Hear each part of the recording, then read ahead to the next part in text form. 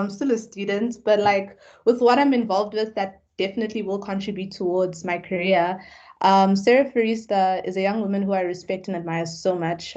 She was the first person that held space for me to engage about intersectional environmentalism and introduced me to a whole community of like-minded people. I don't think I have enough experience, if even if I have, I don't know if I have any, to say that I came across any particular challenge within being in that field slash community. Um, I do know that there tends to be a sense of solidarity more on social media platforms than actual action taken to endorse charters, to push for policies that inevitably pushes for a greener and sustainable future for South Africa. I think that's the only inherent challenge, but I think that's something that will genuinely gain momentum over time, especially as when COVID restrictions lessen over time and we don't deal with the whole pandemic. Because I feel like that was one of the biggest contributors towards a sense of lag of camaraderie and activism regarding that sector. So yeah.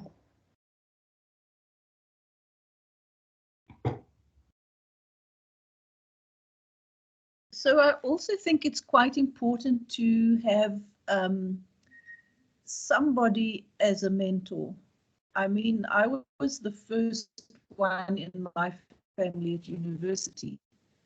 And my mother had a friend who had a degree, and she actually had a degree in biological sciences, in genetics. Her husband worked at the university, and I must say that I found just having one person that could relate to what I was doing, although I didn't do exactly the same thing, was really important. I agree. So I don't have a very my career or academic journey hasn't been very linear. So I did a national diploma at TUT. And to graduate, when you go to a university of technology or study at a university of technology, you need to have experiential learning. And I think for me, that's when I began to be introduced to a variety of people because I was able to do my in-service training at the CSIR. And when I got to the CSIR, I fell into a group called Aptima Technology that had young, and at the time I hadn't even graduated yet, but they were young, they were doing their PhDs or they were doing their master's degrees and they were traveling to go to conferences.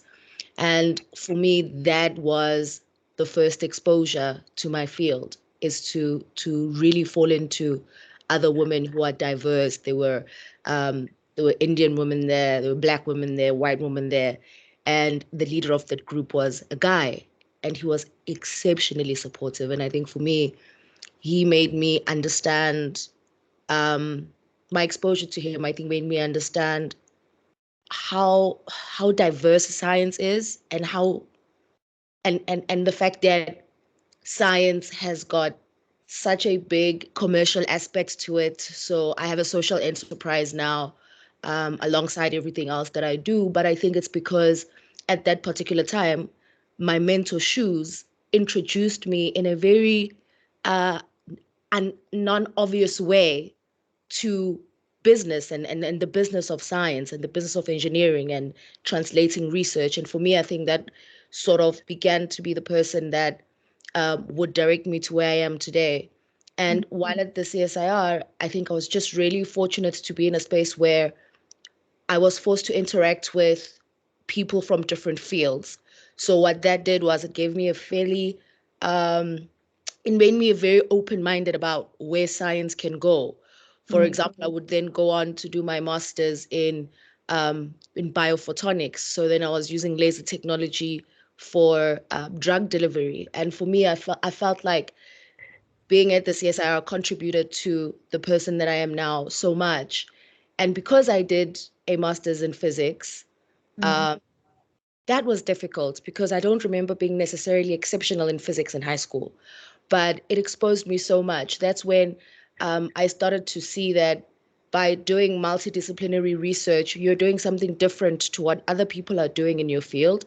And that can get you a lot of opportunities. So I began to get a lot of opportunities as a result of my master's. But the challenge was being able to continuously figure out the algorithms, and that's not something I was good at. So the physics and the science, the physics of it was quite hard. So I had to like have like a photonics Bible, as it were, and sort of teach myself physics from scratch, you know.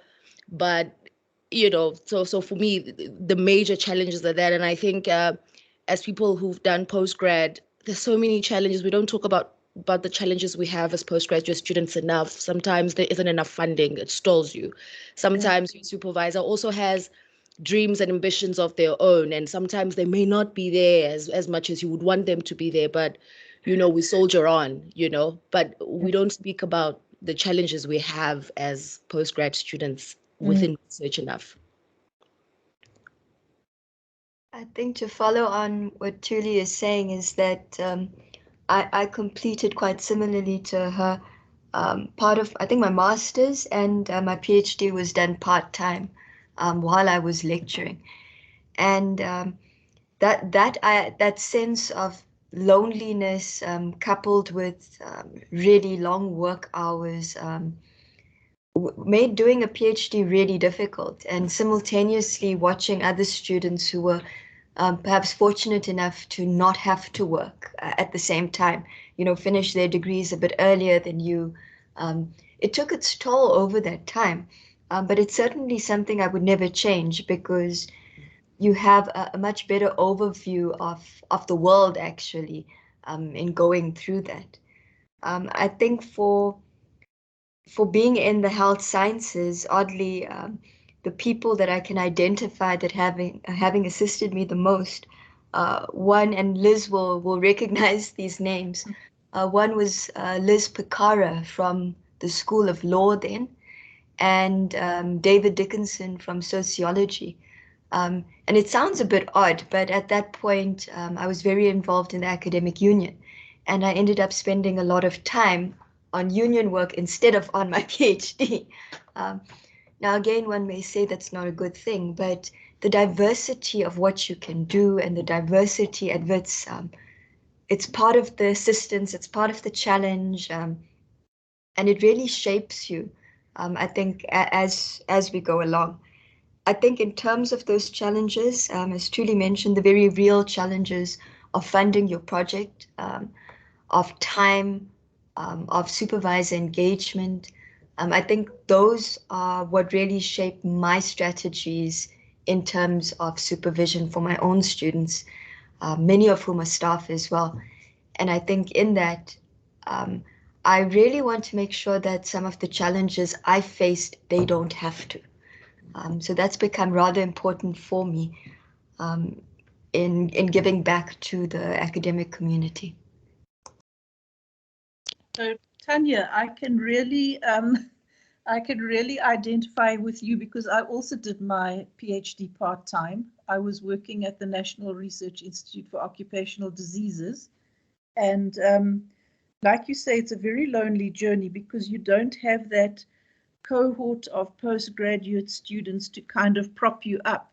You're the one, you're working full time, and okay, I was lucky enough that I was a researcher, so my work was what I eventually wrote up to be my PhD, but you still don't have that sort of camaraderie. But I can also identify with the names you said, because I think that diversity and that those diverse interactions, like I went on and did a master's in education, and just interacting with people outside your field is actually really, really important. And as far as challenges, well, when you're working, I was just thinking, what have I done today? I've ordered building material. I've taken the dogs for a walk. I've checked on the builders at my son's house. I've done the washing, hung it up, communicated with the plumber because the geyser in the tenant's place isn't working. So those are, and now I'm here. So I'm just saying those are challenges, because even however seriously you are working, there always seems to be this kind of patriarchal idea that actually you should still be doing all the other stuff as well. And I don't know if that exists for men. It Probably doesn't. It's a good point. I don't know if they'd cope with all that in one go, would they? I mean, it's only what was 10, and that's been so far. I don't even know if my dad remembers to wash the dishes. Like, there came a point where he just stopped contributing with like chores. It's because they were magically done, Mosibudi, right? Somebody did it, and he saw it and he was happy. Yeah. I can't imagine him living alone. Like, oh my gosh, no. You know, I think this is part of, working as well is, and again, I think a couple of us may have experienced this. I'm not sure if the students among us have experienced this yet, but I've noticed when it comes to work distribution, for the stuff we don't like to do, right? Like invigilating and handing out papers and course coordination, that typically we find that women tend to carry a higher administrative load. And that actually does affect our progress in terms of our research output. I'm not sure if other people have also experienced that. Tanya, definitely. Having been at WITS for what, 37 years, I can say definitely, because also women tend to be more efficient. And I don't know if it's a strategy, but then sometimes the stuff gets given to the men and it just doesn't get done. I'm not saying every guy, but for a lot. So then the administrators tend to say, oh, please don't give it to so-and-so because it just never gets done and the marks don't come in. Yes. And can't Liz rather do it? And yes, it does impact on your career progression because you're not only focused on the things that count to get you into a higher position, you're sort of more of a contributor. That's been my experience. I think those are that's so important, especially for people that are watching to understand as well that there's so much more to being an academic staff member than perhaps just conducting research and supervising students. I mean, there's like contributing to the community and sitting in committees and really feeling like you're part of the culture of the university. And I definitely agree as a person that's I'm doing my PhD part-time as well because I'm lecturing and I'm just so grateful that you guys are on the call because I was starting to feel like I am dragging maybe too much and something is wrong with me. And I think conversations like this where we're able to, and I don't think we do this enough as academics and as people in the sciences, we don't speak enough about what our challenges are, and we can feel like we're alone. But knowing that Tanya and Prof, you guys have gone through sort of a similar thing to what I'm going through now is really encouraging for me because it can really make you feel like, I really love being in the sciences and I understand what role the work that I do has on society. And I think for a lot of us, what's coming up is that the reason why we are in the science is because of the kind of impacts that science allows us to generate. You're working on solutions that ultimately have to aid someone, and reach the community. But the challenges that are there, it's always nice to hear that other people have similar challenges, have had similar challenges, and have been able to move on to become academic staff members for like 37 years. So that's very encouraging. I really appreciate that what just happened now. Thank you. I've never experienced that personally, probably because I'm not even doing postgrad yet. But I have a feeling that this is way more common than we'd like to think, because I was actually watching a Netflix show last week, and one of the characters was doing postgrad in stem cell research, and they gave her like all the chores in the lab. She had to clean the beakers, she had to come earlier to do some admin and everything, and they also never took her seriously. And while obviously it was a show and things did take a turn to the point where like the head of research didn't include her name in like research papers. It was like a whole dramatic thing. But the social commentary on the fact that this is definitely a thing, it exists, and it's on a global scale makes it very interesting. And I think we need to hold space for conversations about it as well. Well, especially if it's like on a more serious light regarding that. But yeah. Yeah, absolutely. And I mean, in my new role now at UJ as head of research capacity development, where I put programs in place for postgraduate students and also actually for supervisors, sort of beginning supervisors, young, or maybe not even so young, but sort of starting academics. It's also really, really come to the fore how people need that space. They need that space to talk. Yeah. Even when the postgrad journey is finished and now you're supposed to supervise other students. I mean, Tanya will tell you, you're just supposed to do it. So actually what we do now is we actually have courses. We have a PG dip. I'm not just pushing that. I'm just saying it's quite important, not just the fact that you're learning some of the theoretical grounding in what you're doing, but also that you become part of a community.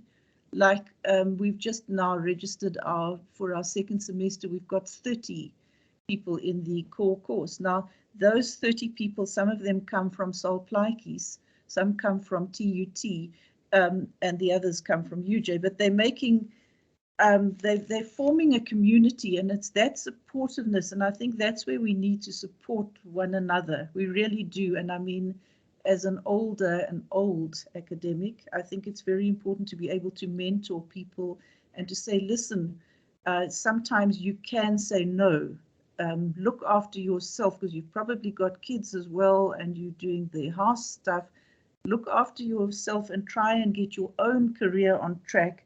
And when the other people go, no, I'm not going to be on the such and such a committee. I mean, when I left, I counted, I was on 21 committees. So can you imagine how long that took, how much time that took?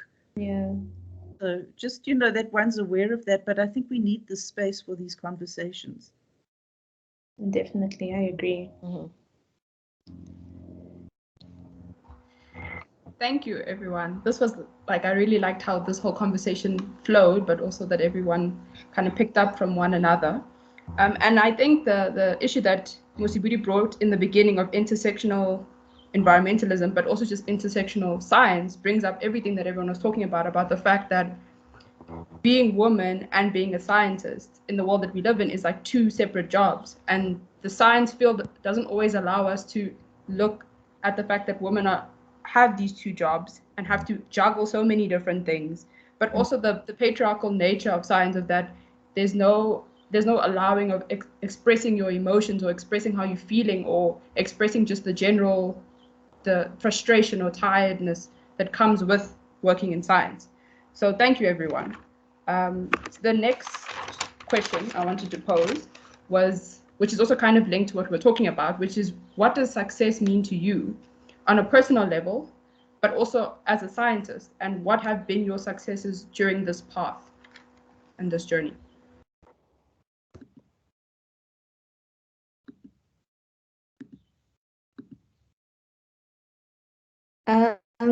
As a scientist, success to me represents meaningful change in our legislation as a country that promotes, advocates, and actively reinforces a deep and just transition towards a people-driven climate justice state. However, there are a lot of discussions, educating, and transformative work that must occur to get there. But I am hopeful. I mean, you must be hopeful in this endeavor regarding like climate change, environmentalism, etc. And my personal meaning of success is based on building progress towards the total liberation of people and the planet and the relationship we have with the planet, and contributing towards actualizing the dreams of those who came before me, because they also imagined a better world for future generations. I mean, where the earth is safe and green and thriving, as well as the systems of oppression being dismantled and reconstructed. I mean, their hope runs deeply through my practice as an environmentalist. And yeah, that fire inspires me to carry on. But ultimately, the biggest, like one word I would use to encapsulate success to me and in my lifetime is progress, meaningful progress. And success is on the journey.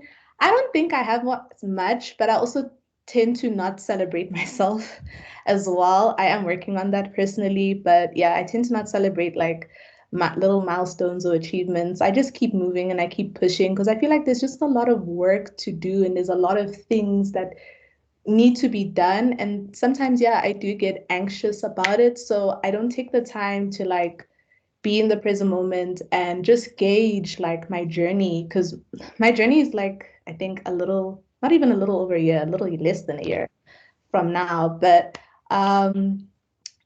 thinking about it and the time lapse, I can definitely say that the successes is based on the fact that I recently joined a youth action plan that was brought forward by the South African Institute of International Affairs. And it's basically a committee that creates a framework to inspire youth-led climate action across the country.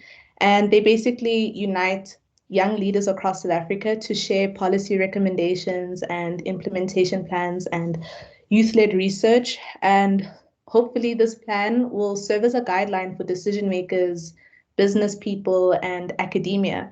And the main goal is also is for policymakers to understand the youth perspectives and help with like global preparations to climate change conferences, and also help fulfill the nationally determined contributions under the Paris Agreement for South Africa. And the other thing, I do help out with there's an unofficial club that's in the works, but right now it's an initiative under the Ape Science Council. So basically, we're trying to implement and establish the WITS Climate Justice Charter movement. And the aim of this club is to create awareness towards environmental issues and have WITS as a university endorse the charter and also find green and sustainable ways to run the university, and also promote climate conscious media on their outlets, platforms, etc. But basically just transitioning the university of what's to come on a global scale. And I think being ahead of the curve would be very, very beneficial in so many aspects. And yeah, and then like another success. Okay, well, I had an interview on Friday to be part of a Model UN committee. And yeah, hopefully if everything is successful, I think it went well, I don't know. But if it goes well, like I'm like manifesting that it's a successful endeavor. But yeah, well, I want to be a policy analyst. So it involves being a person coming up with solutions for a living, as well as having an open mind. And I want to learn to draw inspiration from a plethora of experiences that comes with connecting and meeting with different people, especially in a diplomatic setting. But ultimately, I'm still in the process of just contributing and volunteering whenever I can outside of school hours.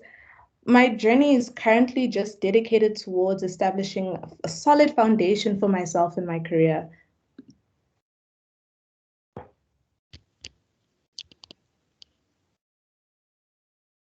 So I think I would define success as being able to contribute meaningfully. And once I came to WITS, I mean, I was at the NCOH, NRIOD for 9 years before that. I think I decided that I really wanted to follow the educating people path. And I mean, that's extended to, you know, curriculum coordination of the Targeting Talented program. And when I see papers that my ex-students have written, yeah, you get a sense of pride, and the fact that one of the students has started his own biotech company and is doing really well. I think that makes you feel as though you've contributed in some way and hopefully inspired people to take it further. So yeah, that's what I'd define as my success. I actually agree with what Prof. Brenner has said. For me, success would be contributing meaningfully to science. And just to put it very lightly, as a science student currently, my definition of success is very, very simple because my ultimate goal right now is to finish my degree. So success for me would just be conquering the edge and finishing this degree that I'm doing. And I think my daily successes, or what I would define as things I've achieved in the past, would just be all the little milestones I managed to achieve, like achieving the little goals that I set for myself. Because if you're doing something like a master's student where you spend a lot of time by yourself, it's very easy to just get overwhelmed by all of the work that you're doing, see yourself as being inferior, not being able to finish things on time. So it's very important to just celebrate all the little things that you're able to do. For example, being able to just submit a draft to your supervisor on time, that is a huge task. And if you're able to do that, that is a good thing. And I see that as a success. So I think for me, the way I would define success today, because perhaps, if you had asked me 3 years ago, I would have said something different. And if you ask me 3 years from today, I'm likely to say something different again. But I definitely resonate with creating an impact. And I think for me, it's very important that because of where I come from, being a Black woman who has relatives who still live in informal settlements, or I experience and have experienced and have seen the inequalities that exist, and I experience them all the time. And for me, it's really how does science and technology and engineering and mathematics, how can we use it as a tool to sort of bridge the divide? How do we use it in ways that can bring people who are otherwise not who otherwise don't have access to the kind of things we have access to? How do we bring that to them? How do we include the most impoverished people into the discussion and the discourse of the use of STEM to create really inclusive and impactful solutions? So part of really what my social enterprise does is we teach high school kids research methodology, as opposed to teaching them science and maths so they can pass science and maths. We teach them research methodology the way that I was taught and you were taught research methodology as a postgrad. And then they have to come up with technologies or innovations that then solve societal problems that they experience. And I think in that way, I've been able to sort of use my experience and the platforms that I've had to create that sort of platform for people who otherwise wouldn't have a platform of that nature. So my successes that are successes of my own then cease to sort of matter, because now I sort of judge my success according to the success of the kids I work with. So when my kids from Zastron, which is like nowhere in the Free State, when they are talking to me about how they can generate a mug that can tell you what the temperature of the solution is, and they're in grade 11, and because I've created that platform, for me, that's my measure of success now. My measure of success is that one of our kids that are in the program got a scholarship and a certificate from the University of Pennsylvania, and he's only in grade 12. My successes now include the fact that my partner and I have been able to raise 30 million to run this program and impact more than 40,000 kids over the past 4 or 5 years. So being an Obama leader, which I am, and having had the opportunity to meet all of the presidents and be in discussions with them, and those successes have become sort of my stepping stone to be able to impact more kids. And for me, it's just bringing science to the basic person and getting the basic person to understand how science can be used as a tool to solve the most basic problems in society, and that while we have gone on to do our masters on our PhDs and etc., but I think there's such big room to popularize science in ways that get people excited to go into these degrees. But if they don't go into these degrees and they don't get into these degrees, have the inclination to want to Google how they would solve a problem using science and technology or what have you. So for me, that's just now my mission in life is to see more kids from the most rural places and the most poor backgrounds realize just how great they are, because when I look at them, I see how great they are, but the circumstances they find themselves in are such that they're unable to see how great they are because they're unwelcoming and they're unfriendly. And if I can create friendly environments through STEM, then for me, that's going to be my ultimate success. Thanks. I think what has come out, and I really want to commend everybody on their successes and also being willing and able to actually acknowledge those successes for what they are. I think as women, what I resonate with everybody here is that for me, success is about other people and making sure I can help somebody at some time in some way.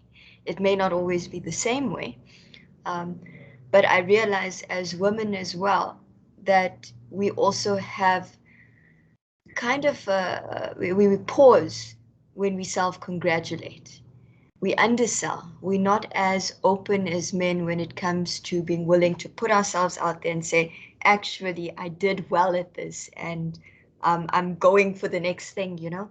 And I think that's something we also need to perhaps change, something that we need to move forward on. Quite a fascinating talk here. Quite fascinating. Sorry, Linda, I went off the rails there. No worries at all.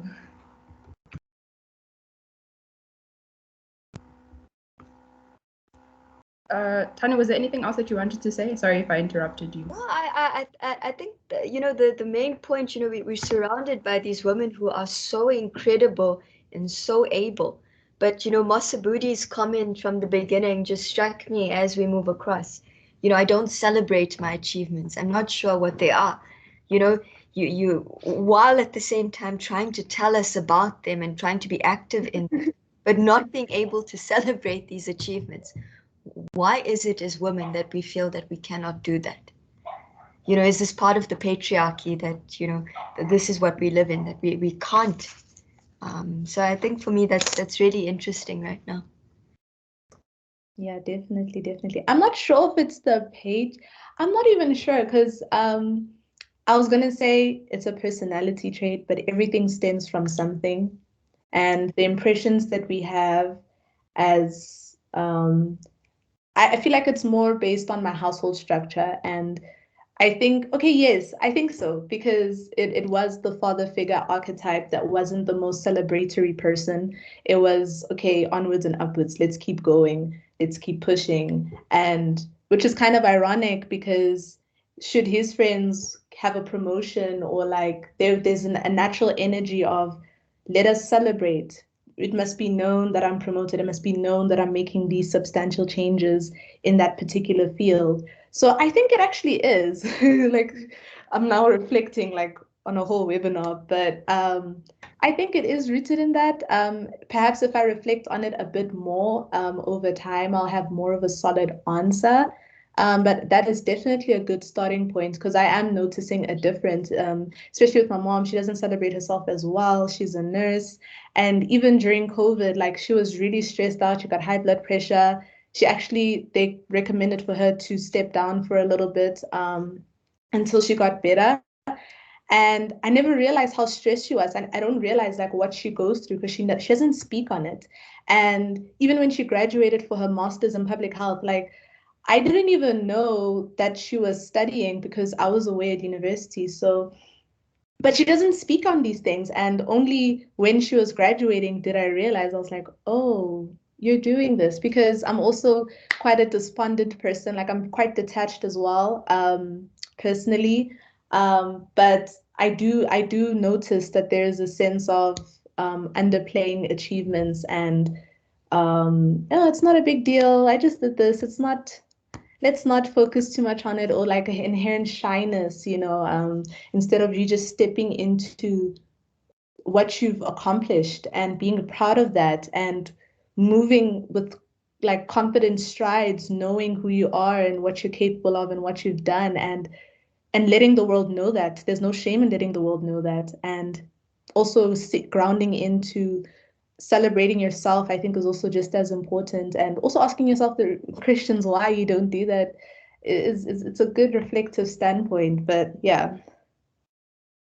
So, Mosibudi, I think that it is part of a societal issue. It's more than just a personal issue, because you'll notice that the men around definitely push themselves forward, do a very, what we probably wouldn't even think is a great deal. And suddenly it becomes a huge deal. Yes. And I mean, it's funny because when I went more into management roles at WITS, I remember somebody who was a female head of department saying to me, "Oh, good, you can sit next to me in the faculty exec."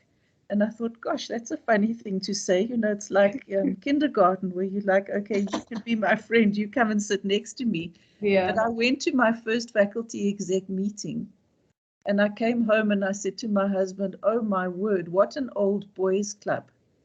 And then I could understand why she had said that to me, because she basically was saying, you can give me moral support, because when I talk, they overtalk me, they don't listen. Yes. And Yes. very often in those situations, you actually have to say, "Excuse me, I'd like to say something," because you do tend to get overtalked. And I think I was reading a lady who did research in science, and how male scientists actually didn't just ignore what women had done. They actually tried to kind of write them out of the program. It's quite interesting. Her name's Margaret Rossiter. She's now a professor emeritus, because she's 75. She's retired. She's at Cornell University. But she actually did her research. And where it started was that she was one of the few women who enrolled in a graduate program at Yale, which was on the history of science. And she even went to the extent of, every Friday they'd have like a departmental meeting, which was very much a boys' club. I mean, I can tell you the faculty exec was even like a boys' club. It would even be like, well, let's go out for a drink, but they didn't invite the women. So I'm talking recently. So don't think that things have changed that much. They have, but you still have to be aware of that patriarchy that exists. And I think it's quite interesting to read some of the work that Margaret Rossiter did, where she actually looked at how male scientists actually tried to, should I say, outright them, to keep them out, to keep females out of the whole picture.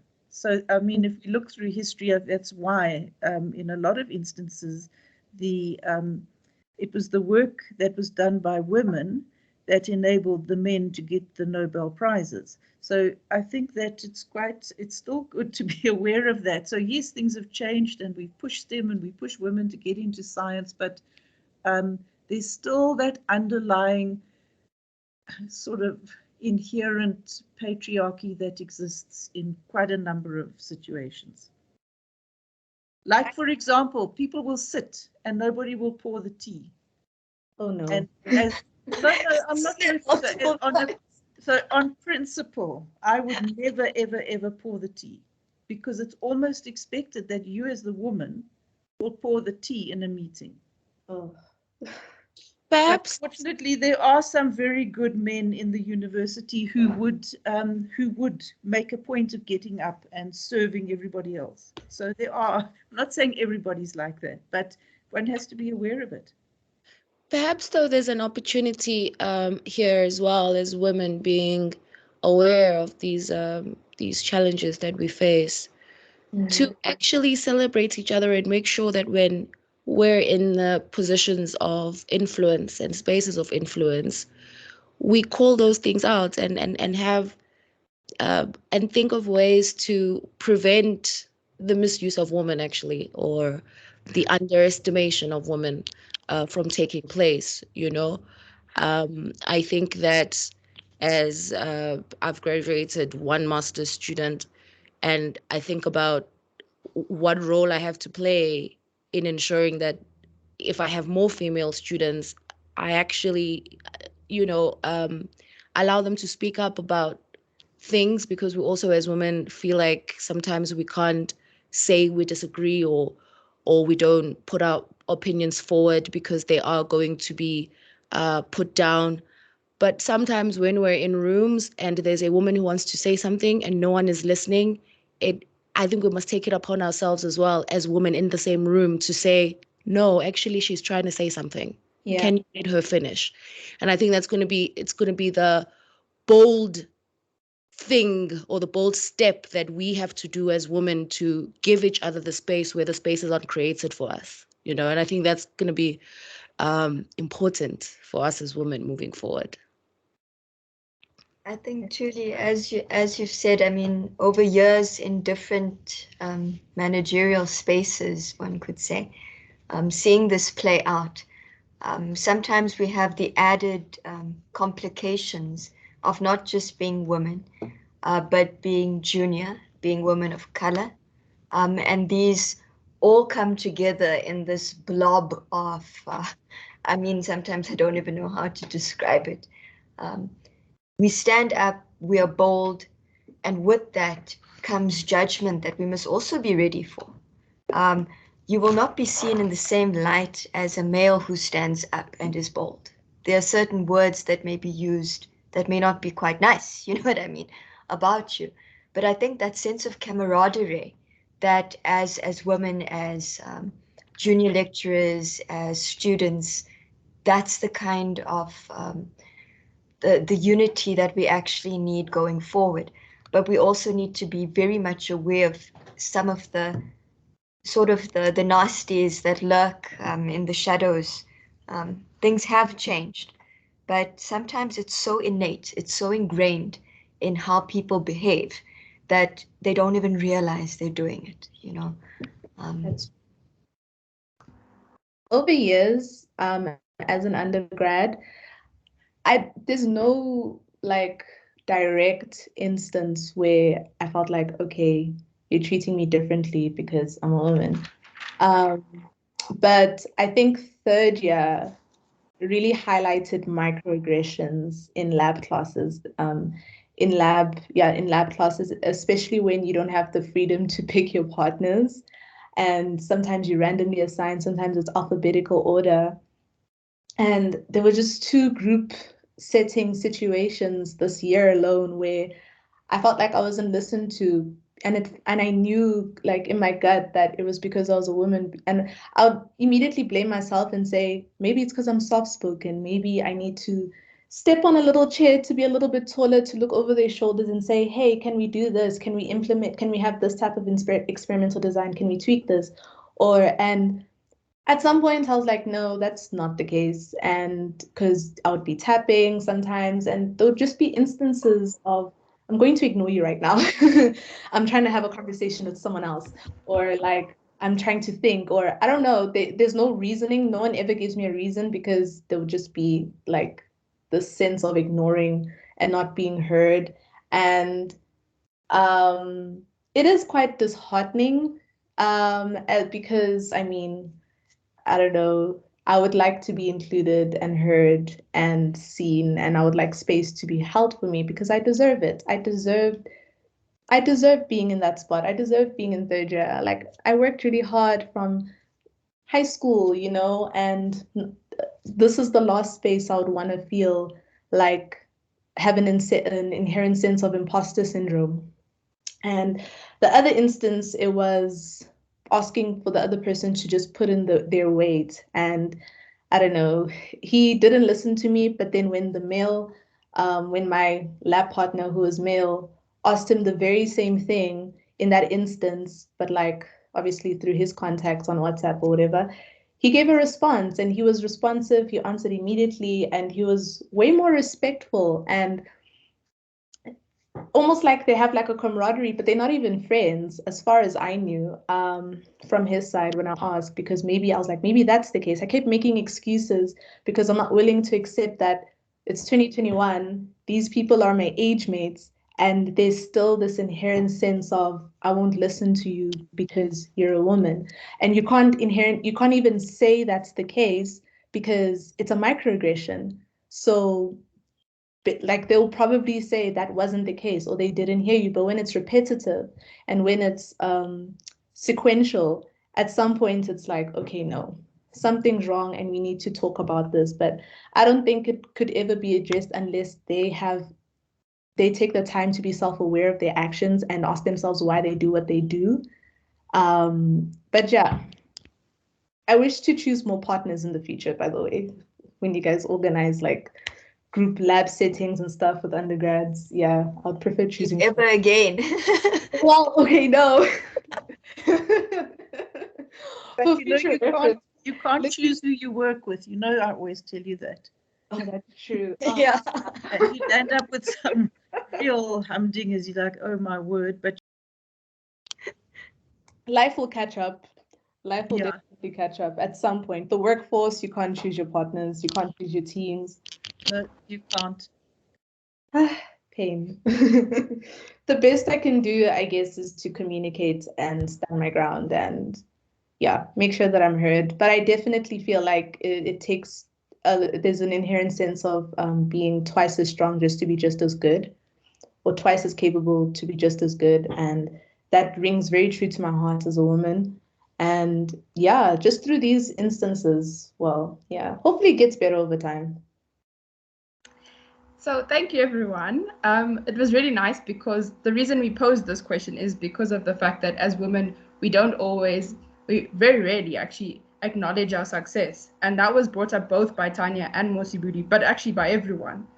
So the idea that what we do as women, because of the patriarchal system, we cannot acknowledge how we make an impact. I thought it was also very interesting how everyone spoke about contributing to the world as being their success and what they want or see as success. And I think that comes from a lot of I say this very carefully, but as feminine energy, that is the thing that we like to carry. That is, we want to make the place a better place. And that comes in from home, in work, in all forms, and in all spaces. So the next question is actually kind of linked to what Liz was talking about, which is the idea of the boys' club, and also the idea that science has changed or the world has changed, but has it changed enough? So this question I wanted to pose was linked to what is each of your opinion on the rate of advancement or promotion in your specific field as a woman, and whether you think there has been a great level of progression, or if it's more of a covering to the level of progression has been there to cover that things that haven't progressed yet. I don't work, but I can definitely speak on my older sister's behalf. So she's an actuary and she worked in the private sector just when she graduated. And there was actually an incident where she was applying for a position and still within that work. She was working within that work for like 5 years and she was applying for a better position. And the person that was also a eligible candidate, he was white, he was male, but he had less experience and like she has masters and he had honors, like, you know, like in terms of degrees. And they put him in that position and they said, oh no, they gave a reason, but it wasn't making sense because, and she even messaged, like she messaged her boss and she was like, this is my experience, this is my credentials, this is what I've contributed towards this company. I don't understand how I didn't get this position. And yeah, they basically didn't listen to her at the end of the day. And my dad convinced her to quit and find another job. But that's like a huge step because you want to stand your ground and you want to be that person that's like, this is my worth. I know I've contributed a lot. And if you're not going to give me my seat at the table, I'll make my own table, you know, and upholding that in the real world is much, much more difficult. And she was able to do that because she still has parental support, fortunately. And now she's in a better position. She works in government, and she doesn't face any inherent issues of discrimination in that sense. So yeah. So, that's a very good question, and I think it's a really difficult. I don't think at least for me, I don't think I'm yet sure of how best to answer that question, because I don't yet have a full grasp of some of the intentions and follow through behind some of the positions that occur. And perhaps I'll give an example, and I'll say, I'm employed under the Diversifying the Academy program at WITS. And which has meant that where typically a lecturer has a PhD already, I got the opportunity to be employed without one. However, when we create systems like that, there's the numerical aspect of it, that there's this many Black women who are in a position. But there's the social conditioning that doesn't take place and can make the environment hostile for a person that is employed under that program. And I don't know how to make it make sense to people that if I am hired on a particular program, so the answer is there are programs taking place, there's more diversity taking place, but I think we need to do a little bit more where the quality of the experience and perhaps transforming the culture as well is concerned, because a lot of the time we have to come in and assimilate a culture that's been existing for years that has never considered me, but now I'm in this position. You know what I mean? And I don't think we have these conversations, and I don't know how to have them, and I don't know who to have them with, but there is difference. There is a difference. There is movement moving forward. There can also be an element of parading, and it's very subtle things, where if you watch young Sheldon, for example, the university's chancellor says, Sheldon, you should come to the fundraiser. They are parading him to get more money or to get whatever it is they are wanting to get. And as people who are hired in this position, sometimes we actually see that. And then it makes us question sometimes, like how other people are questioning, because there's no two ways about it. We get treated poorly sometimes because people want to make you feel like you're hired because you're Black. And then when you're having that experience, it can disgruntle you, depending on the person that you are, or it can really make you want to fight and do better and etc. But it is damaging, and I'm not sure how we're going to get to a point where we're able to articulate what it is, because I'm not sure I'm articulating it correctly even on this platform. So I don't know what to call it, and I don't know who must fix it. Is it the people who are incoming, or is it the people who are already there? But definitely the numbers are increasing. Would you say, I think it's called tokenism, when you're like the token figure in that particular space? I don't know if I'm fully understanding, because like You're work right. job, but is it tokenism, right? Yeah, it's an older term that we used to use, yeah.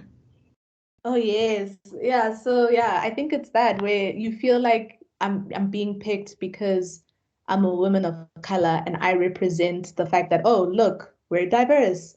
Look, we're very inclusionary. And it's such a tricky topic of conversation, because I think I'm most versed in what tokenism means in terms of cinemas and movies and series and characters that are tokenized. And I think the inherent principles are the same. where they'll be like, oh, there'll be one woman of color character and the whole cast is white. And that's when you know there's tokenism, especially when they fulfill and play out stereotypical roles associated with being a Black woman in America or African American woman. And it's hard to tell when you watch TV. You don't know if this is tokenism or it's genuine casting.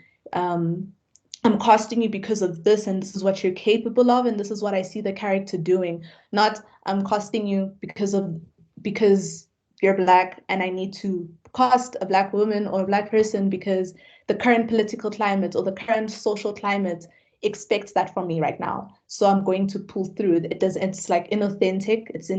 It's not genuine, and it also makes the other person feel like an imposter. They feel like maybe someone else deserved my role because now I'm being tokenized, and it's not even their fault.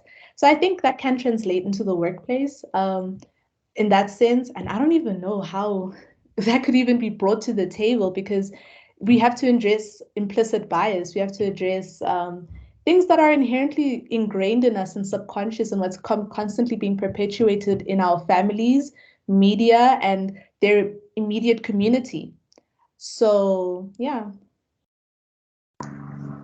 I think, you're spot on there, and coming from basically a sort of different entry into WITS, truly, because we had the associate lecturer program.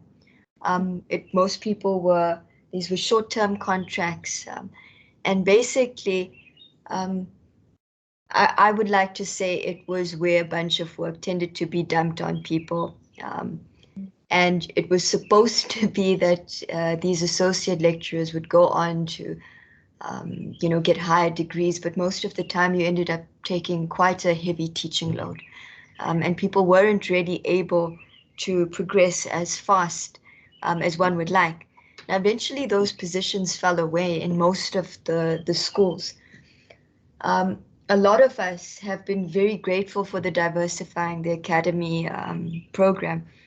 Firstly, because we didn't have associate lecturer positions anymore. And secondly, not even from the perspective of diversity, it meant that there was going to be another body, somebody to actually help, somebody to assist.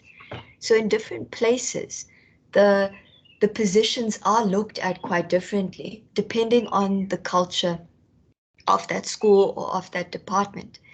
But I can say what you've experienced or are experiencing, these are things we do need to talk about, and people don't.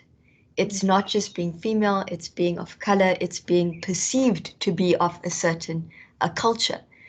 So across the gambit, there's this idea of tokenism. And in as much, yes, we do need to say just quite boldly on numbers, certain institutions, really, if we look at our BE status, we're particularly shocking in terms of where we're at and how far we've come across, we've changed over the years and really transformed our numbers. So I think, yes, there's a measure. At the higher levels, there's a measure of numbers that just needs to be taken into account if we need to look at raw funding and raw money. But that doesn't mean that the institutional culture shouldn't change. But how we change that, this is where the difficulty comes in.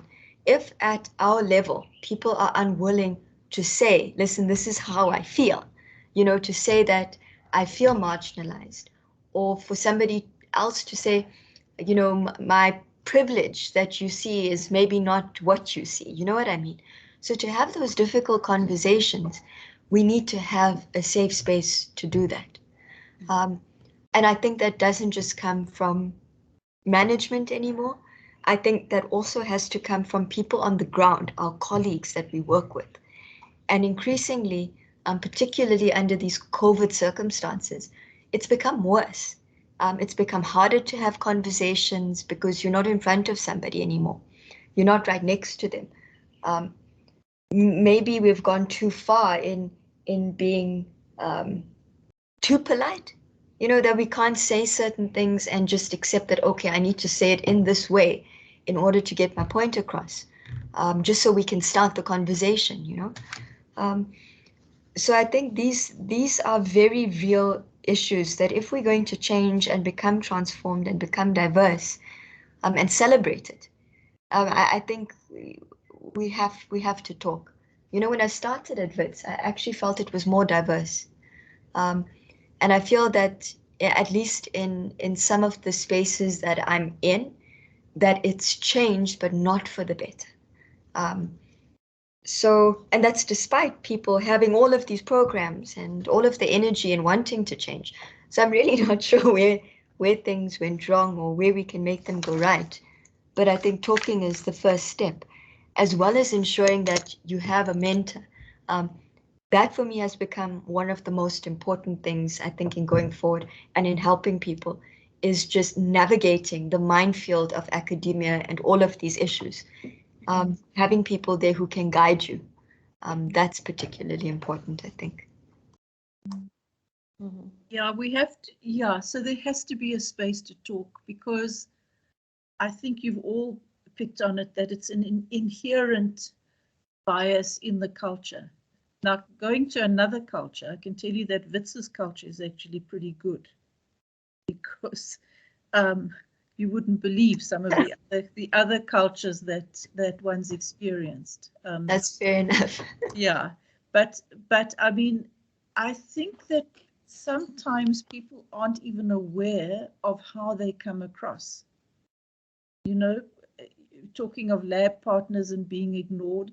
I mean, I can talk about even my daughter, and I mean, that's a while ago when she was doing law and doing psychology, and also where, you know, the man would be like, okay, well, no, I'll do this and I'll put this together. And, you know, Kirsten's extremely bright, and she'd say, what an idiot. And I don't want to be part of what he's put together, but he's just assumed the role as if it's his right. And I think if you're, you know, of color, you're in an even worse situation. And I think the more one makes everybody aware of things, because this inherent bias, people use derogatory terms without even realizing it. Yeah, and Tanya, I don't know why WITS has got worse in terms of even numbers, and I think it's also because of the societal drive. So everybody's competing for you could say, for the token, for the numbers. Yeah. And of course, academia doesn't pay particularly well, so it's easy to attract smart people into other businesses, and they don't want to stay in academia. It's the real dedicated academics that stay in academia, and there's a very small pool. But it's just very sad, because I mean, I have a lovely head of our division now of the postgraduate school. But I can tell you that there's somebody who thought she should have had the role, and I know that in her head she thinks that it's because she's a white woman and the person now is a black woman, who's a wonderful head. She's got a fantastic CV. She's very smart. She's exactly what we want. I work really, really well with her. But I look at this other woman and I'm like, how could you even imagine that you could apply to be in that position when you look at your CV? So that bias exists. But as I say, WITS has actually got a much better culture than some other places.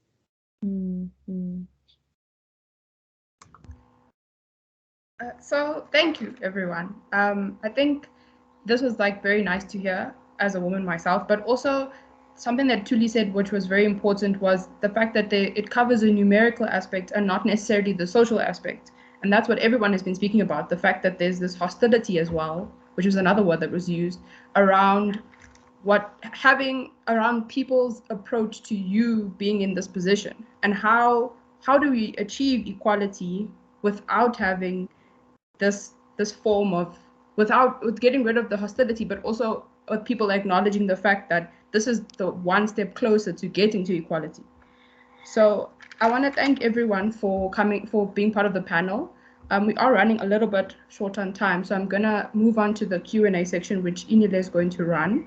But again, thank you, everyone. And I hope that we can continue to have these kind of conversations, because as everyone was saying, it is very important that we do discuss this, because the only way to find the solution is to talk about it and look at the possible ways to fix this. So Inile, over to you.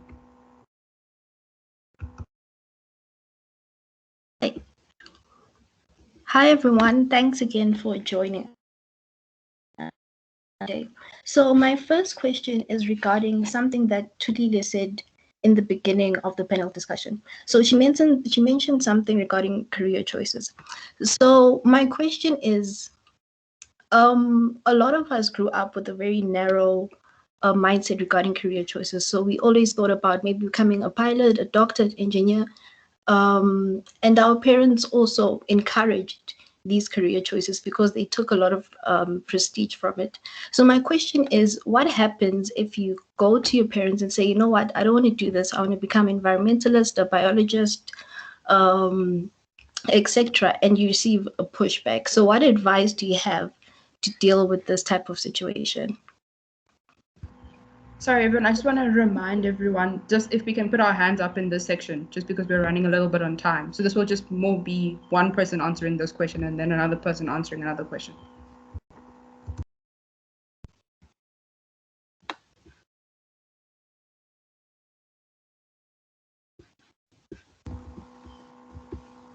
Thulile, you can go. You know what? Because I mean, having parents now, even as an adult, when I make some decisions and I want to speak to them about them and I get pushback for whatever decision I make, what I've adopted is the use of information that's readily available to me now. You know, when we were younger, I couldn't Google and convince my parents by sending them a link via WhatsApp that animation is dope. But now I can. And I can go and Google, for example, and send them the link for some of the richest animators or digital artists or what have you. So I think the benefits that young people have today is the readiness and the availability of knowledge.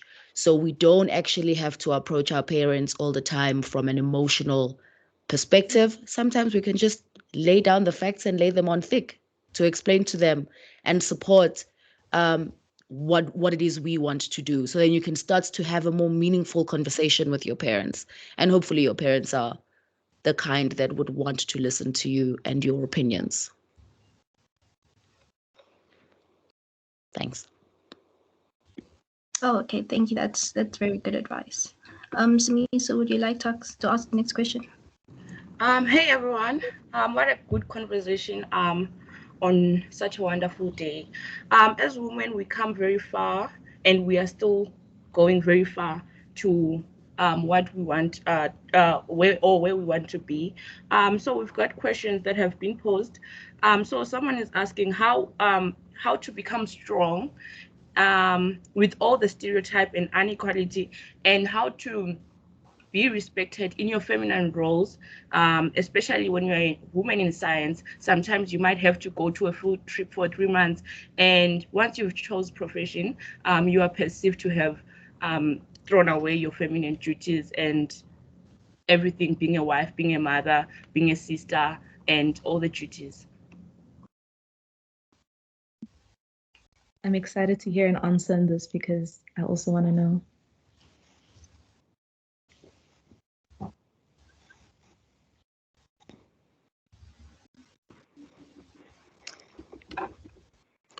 So the femininity is such a beautiful thing, and I think for a very long time there are positions and jobs that we assume and think that we need to look more masculine and more square.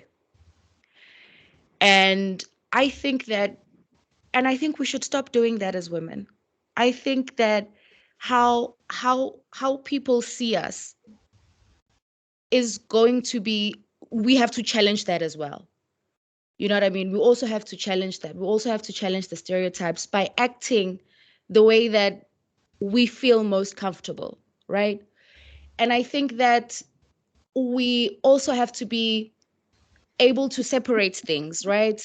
There's having female duties and roles, and there's just the fact that as a person, I get hungry, I need nourishment, and I need to eat, regardless of my gender.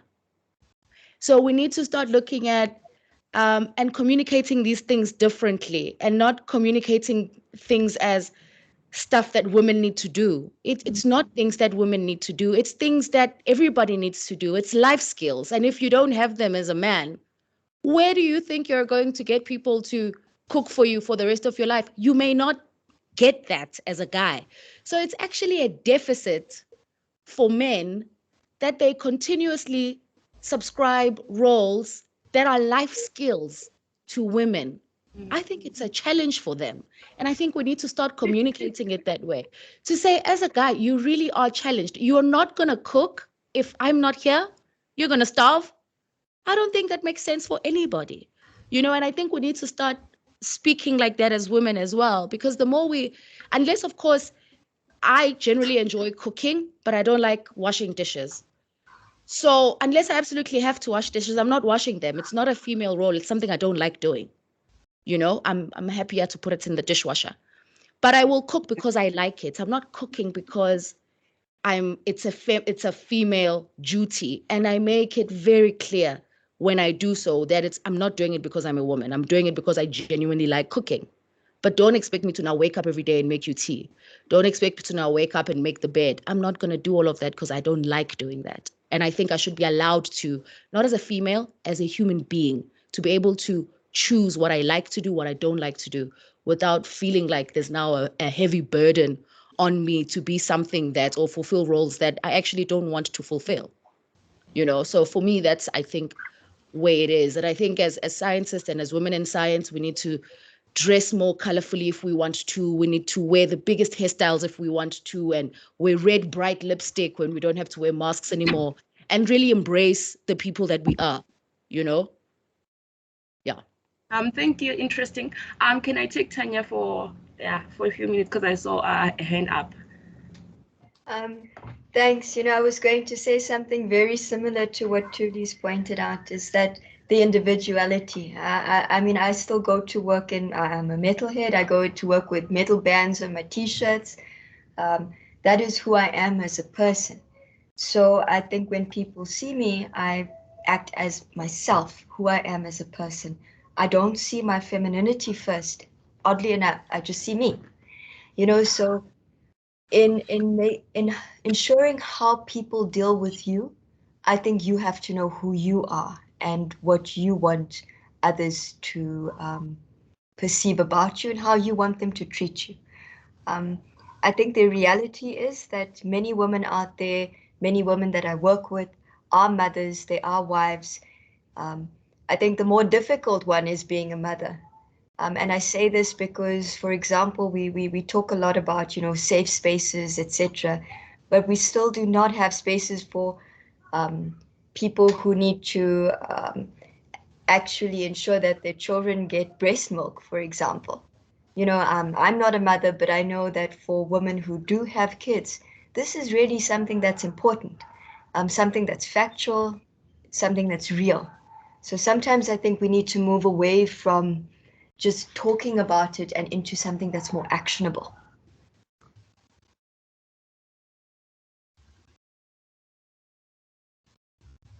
Samiso, I think Liz has her hand up. Oh, yeah. Liz, can I take Liz? Yes, I just wanted to say, so when we talk about supporting women, at the beginning of my career, I shared a job with another woman, and we both had kids the same age, and we almost like co-parented in a way, although we both had partners, husbands at the time. But it actually worked really well, because I would have a prac on a different day from her, and she would go and pick up both kids. Or if the kids had a soccer match and I could make it, I'd go and watch, and I'd watch her child. And I think, and I think I've also been pretty lucky in that I do have a very supportive partner. But I think what you've also pointed out is that we have to be ourselves, and we have to be assertive in our roles, so that there is that equality. So I do most of the cooking, but I also like cooking. My husband washes up and he cooks now once a week. because he's discovered he also likes cooking. In our household, my son's actually the better cook than my daughter, whose partner cooks better than she does. So I'm saying we have to be assertive, and we have to define our roles. Very interesting. I love that though, because I can't cook, so there's hope out there. I would just like to follow up on that question. And gender roles. But my question is, I've heard a lot of people say to me whenever I would tell them my aspirations for my career, and then people always ask them, what about your kids, or don't you feel that you're going to be a bad mother and whatnot? And it's quite confusing. If a male would have the exact same aspirations for their career, they are not asked your kids, or won't you be a bad father? So what advice do you have for do you think that it's possible to have a career and be a good mom? Do you think those two things are separate from one another, or do you think that they can be combined?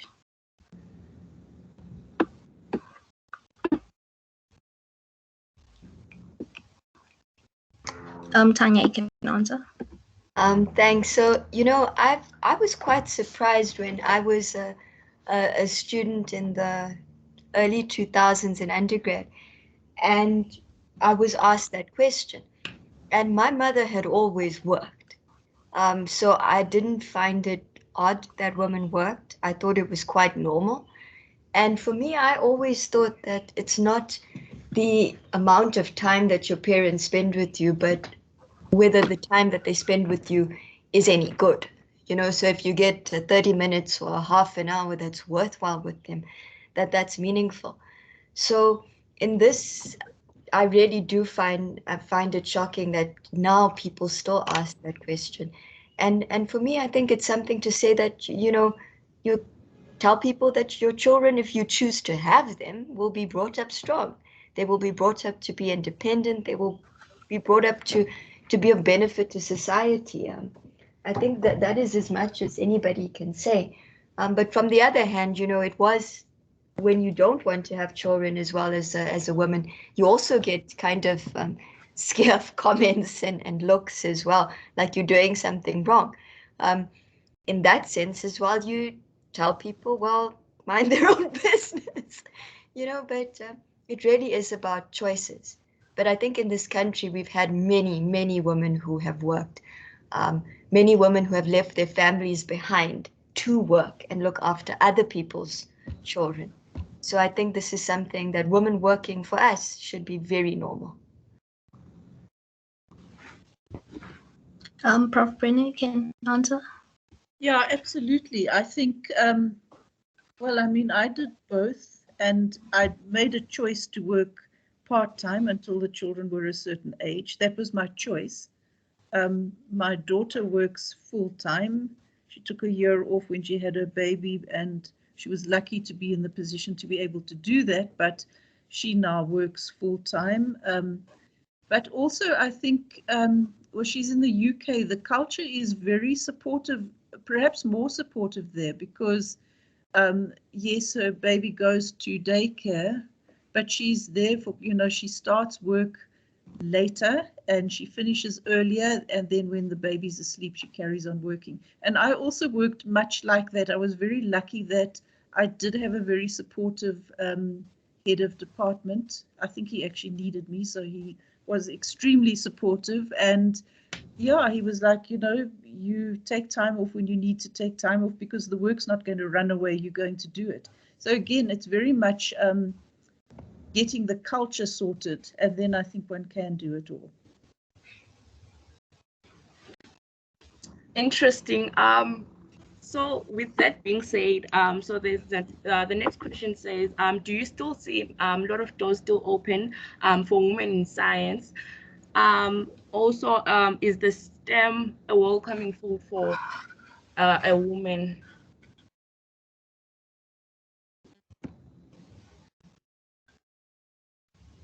Because with my experience in South Africa with some of the fields, when you apply, they tell you it's still a developing field, and it can be a disadvantage and an advantage when you going into that field.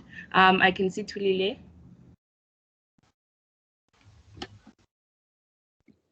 Yeah, so I think STEM is really broad, and I think to categorize STEM holistically as not being friendly to women is perhaps not an accurate way of looking at things.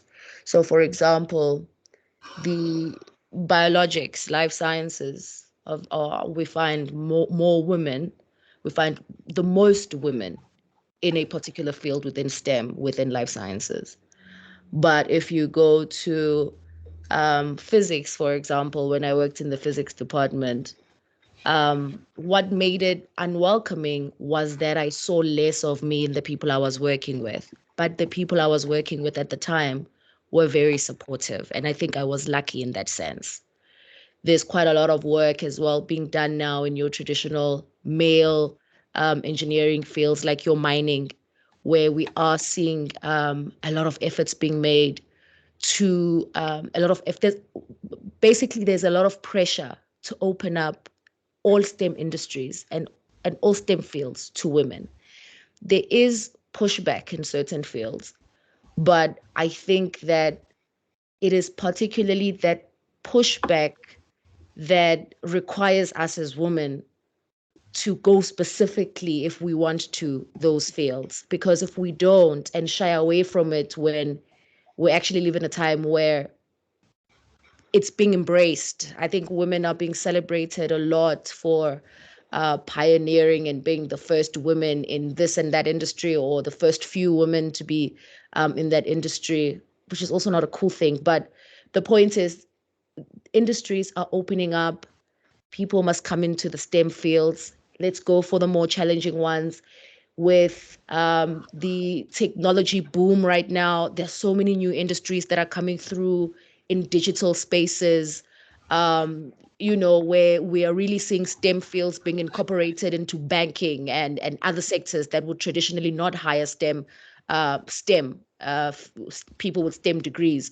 So I think that it's such an exciting time to be young and being in a position to choose what career you want to go into in the STEM fields, because really there's so much now out there. There's new industries, so many opportunities, and women are being embraced and encouraged to go into those spaces, when perhaps 10, 15 years ago when I started, we weren't being encouraged as much as there's encouragement now. I mean, the reason why you're asking this question is because there is room for women to participate in a very wide array of fields within the STEMs. But for anybody that's listening, that's out there, I mean, it's such an exciting time to be you if you are the person deciding what field you need to go into. You can do environmental sciences and merge them with politics. You can, it's such an exciting time.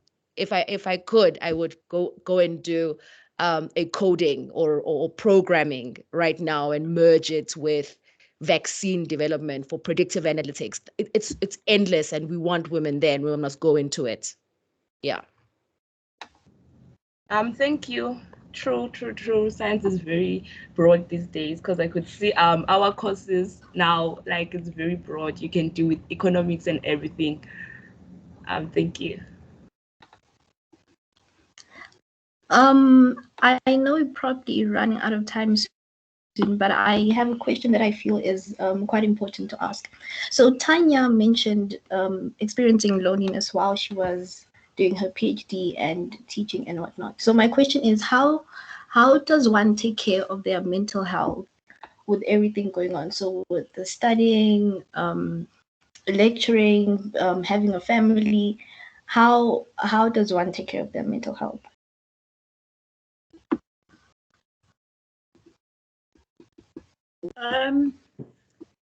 I think to be quite a rounded person, so that you make time for doing, I know it sounds like one doesn't have any time at all, but make time for doing stuff that is just for you.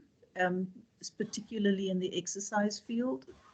And then I think it is very useful to have the support structure where you do make connections with other people in the field. I mean, as I said, it's very difficult now, especially with COVID, but I know in the space I'm in now, we've tried to create these spaces where people can actually talk to one another.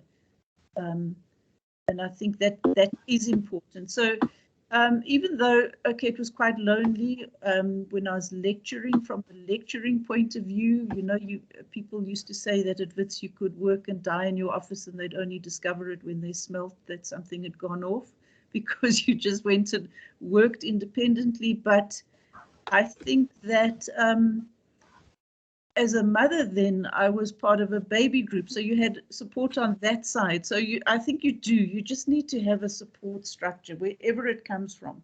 But as I say, people don't understand what the PhD is and what you're going through. So there you want to be in connection with other people that are going through the same thing. Okay, thank you so much, Prof. Katlego, you can go. So on that question, that is something that I, as a master's student, I frequently experience it.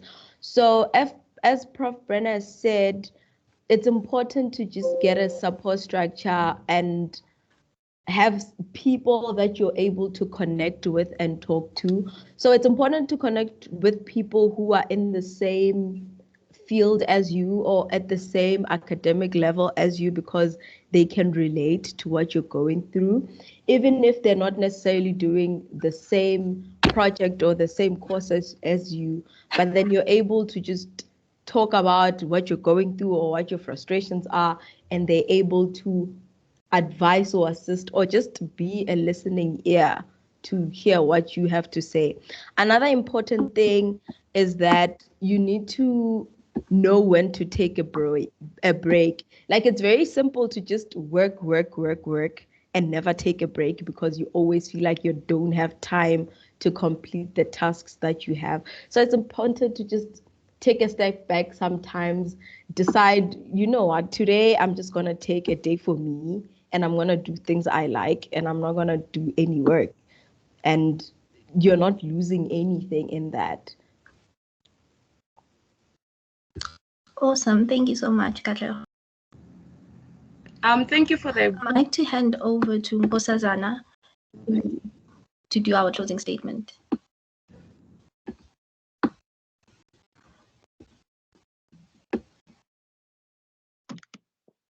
Hello, everyone. Thank you for the introduction, Khanyile.